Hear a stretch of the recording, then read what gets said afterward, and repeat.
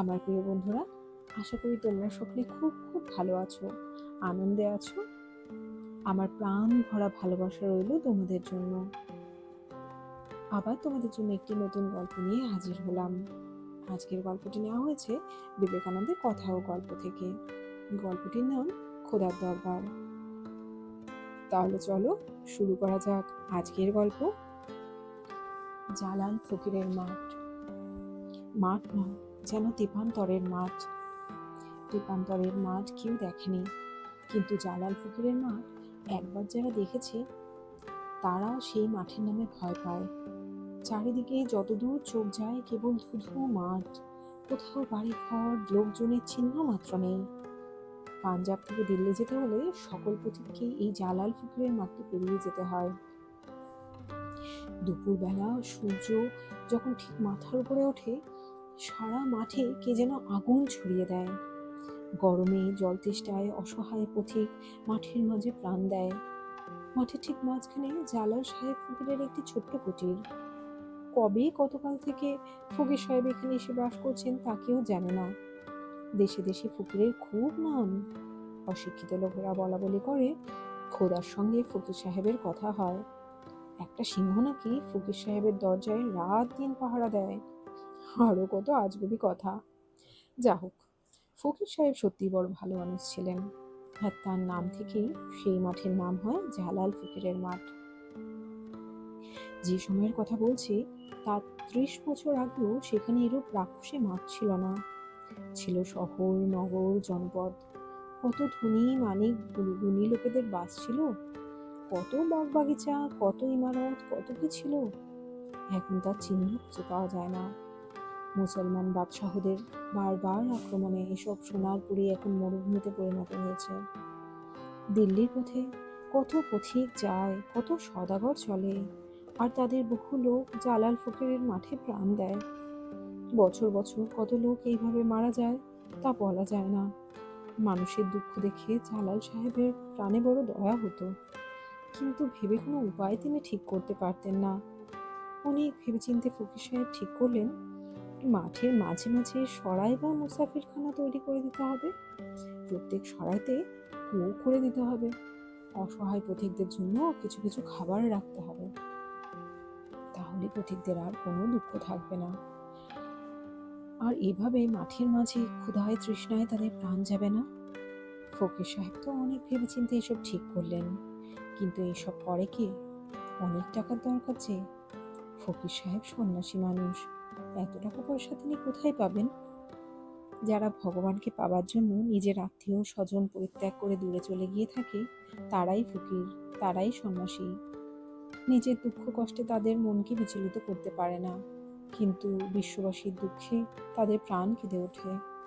কুটিরের সামনে বসে ফকির সাহেব রোজ পথিকদের দুঃখের কথা ভাবতেন, মুসাফির খানার কথা চিন্তা করতেন। কিছুদিন পর একদিন একদল লোক দিল্লি থেকে ফিরে আসছিলেন। তাদের মুখে ফকির সাহেব শুনতে পেলেন দিল্লির বাদশা নাকি নতুন একটা রাজ্য জয় করেছেন, আর সেখান থেকে প্রচুর ধনরত্ন নিয়ে রাজধানীতে ফিরে এসেছেন।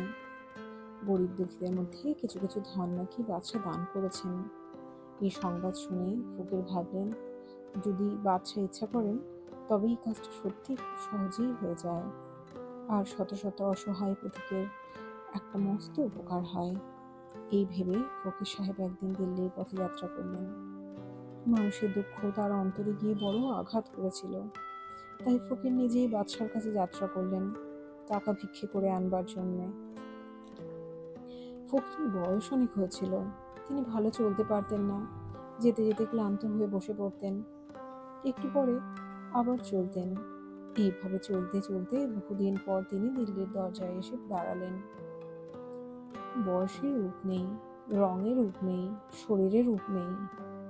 যথার্থ রূপ, যথার্থ সৌন্দর্য আছে পবিত্রতায়, যথার্থ রূপ আছে প্রেমে।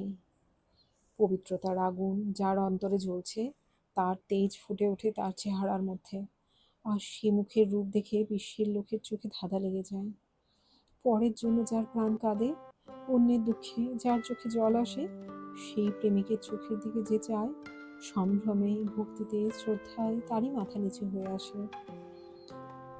বুড়ো ফকিরের চোখে মুখে এমন এক স্বর্গের আভা ফুটে উঠেছিল, যার তুলনা সংসারের কোনো বস্তুর সাথেই চলে না।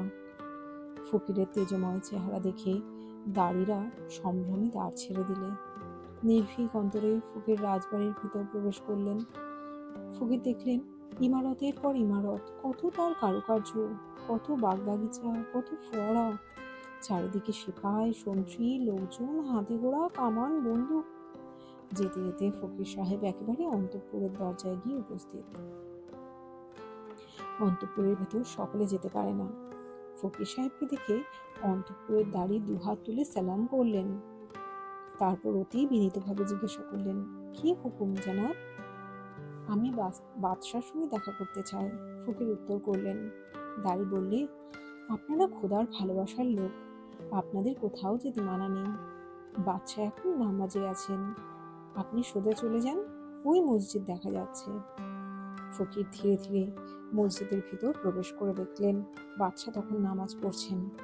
তিনি পেছনে চুপ করে বসে অপেক্ষা করতে লাগলেন। একটু পরেই বাদশার নামাজ শেষ হলো। তখন তিনি জোর হাতে ভগবানের কাছে প্রার্থনা করতে লাগলেন, হে খোদা, আমাকে আরো ধন দাও, জন দাও, রাজ্য দাও, রাজত্ব দাও, সুখ দাও। এভাবে অনেকক্ষণ ধরে বাদশাহ ভগবানের কাছে নানা জিনিস প্রার্থনা করতে লাগলেন। তখন ফকির ধীরে ধীরে উঠে চলে যেতে আরম্ভ করলেন। বাদশাহ দেখলেন একজন ফকির এসে বসেছিলেন, আবার ধীরে ধীরে উঠে চলে যাচ্ছেন। বাদশাহ তখন হাত দিয়ে ইঙ্গিত করে ফকিরকে যেতে নিষেধ করলেন। ফকির আবার বসলেন। প্রার্থনা শেষ করে বাদশাহ বললেন, ফকির সাহেব, আপনি কেন এসেছেন? কিছু না বলেই কেনই বা চলে যাচ্ছেন? ফকির উত্তর করলে, আমি যেখানে থাকি সেখানের মানুষের বড় কষ্ট, তাদের সাহায্যের জন্য টাকা চাইতে বাদশার কাছে এসেছিলেন।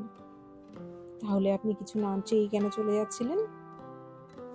দেখলুম আপনিও একজন ভিখারি। নামাজের পর আপনি খোদার কাছে আরো টাকা, আরো ধন জন, রাজ্য রাজত্ব চাইলেন। আপনিও টাকার কাঙাল। যদি টাকা চাইতে হয় তাহলে ভিখিরির কাছে চেয়ে কি লাভ? তাই ভাবছি আপনার কাছে আর টাকা চাইবো না, চাইতে হয় একেবারে খোদার দরবারেই চাইবো। এই বলে ফকির চলে গেলেন। ফকিরের কথা শুনে বাদশা বড় আশ্চর্য লজ্জিত হলেন। ফকির সাহেব আবার পথ চলতে আরম্ভ করলেন। বহুদিন পর আবার তিনি নিজের ঘরে ফিরে এলেন।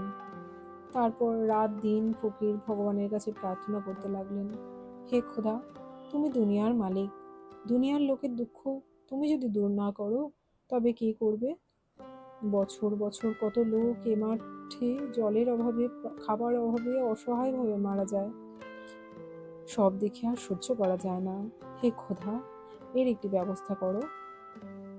ধীরে ধীরে ফকিরের ইচ্ছার কথা, দিল্লি যাবার কথা, বাদশার কাছ থেকে টাকা না নেবার কথা মানুষের মুখে মুখে ছড়িয়ে পড়ল। একদিন একদল ধনী সওদাগর জালাল ফকিরের মাঠ দিয়ে পাঞ্জাবের পথে যাচ্ছিল। সে মাঠের পথে যারাই যেত তারাই ফকির সাহেবের দরজায় গিয়ে তাকে সেলাম করে তার আশীর্বাদ নিয়ে যেত। সওদাগরেরা ফকির সাহেবের ইচ্ছের কথা আগেই শুনেছিল। তারা এবার গিয়ে ফকির সাহেবকে বলল, পীর সাহেব, শুনলুম পথিকদের জন্য আপনি মাঠের মাঝে মাঝে সরাই, কুয়ো এসব করতে চাইছেন। যদি আপনার হুকুম হয় তবে আমরা অতি আনন্দের সহিত সমস্ত ব্যবস্থা করে দিতে পারি। আপনি টাকা পয়সার কথা ভাববেন না, আপনি যেরূপ অনুমতি দেবেন সমস্ত খরচই আমরা আনন্দের সহিত বহন করব। খুব খুশি মনে ফকির সাহেব সওদাগরদের কথা রাজি হলেন। অল্প দিনের মধ্যেই জালাল ফকিরের মাঠের স্থানে স্থানে কুয়ো, সরাই তৈরি হয়ে গেল। প্রত্যেক সরাইতে কুয়ো খোঁড়া হলো। গরিব পথিকদের জন্য সরাইগুলিতে খাবার রাখার ব্যবস্থা হলো। সেদিন থেকে আর একটি পথিকও জালাল ফকিরের মাঠে জল খাবার না পেয়ে আশ্চর্যের অভাবে প্রাণ হারায়নি। ফকিরের মনে তখন কি আনন্দ! ফকির ভাবলেন, খোদার দোয়াতেই সব হলো। মহৎ লোকেদের প্রাণে যে ইচ্ছা হয় ভগবান তা পূরণ করে দেন। তাহলে বন্ধুরা, আশা করি আজকের গল্পটি তোমাদের মন ছুঁয়ে গেছে। তাহলে দেখলে তো বন্ধুরা, যদি তোমাদের মন অন্যের দুঃখে দুঃখিত হয় তাহলে তোমাদের মনের সৌন্দর্য সব কিছুকে ছাপিয়ে ঠিক সকলের কাছে প্রকাশ হয়ে পড়বে। এই সৌন্দর্যের কোনো ব্যাখ্যাই হয় না। আর ফকির হয়েও যদি কিছু করবার মানসিকতা রাখে তাহলে বলো তো, তোমরা চাইলে কত কিছু করতে পারো। চারিদিকে চেয়ে দেখো, কত হাহাকার, কত দুর্দশা। আমরা সকলে মিলে হাতে হাত মিলিয়ে যদি চেষ্টা করি, একদিন এমন আসবে ভারত মায়ের কোনো সন্তানকে না খেয়ে বিনা চিকিৎসায় মরতে হবে না। ভারত মাতা আবার শস্য শ্যামলা হয়ে উঠবে। বিশ্বের সকল দেশের মধ্যে সেরা হয়ে উঠবে ভারতবর্ষ। শিক্ষায়, সংস্কৃতিতে ভারত মায়ের সন্তানেরা হয়ে উঠবে দেশের মুখ। আচ্ছা চলো, তাহলে আজকে এখানেই শেষ করা যাক। আবার আসবো আরেকটি গল্প নিয়ে, কেমন?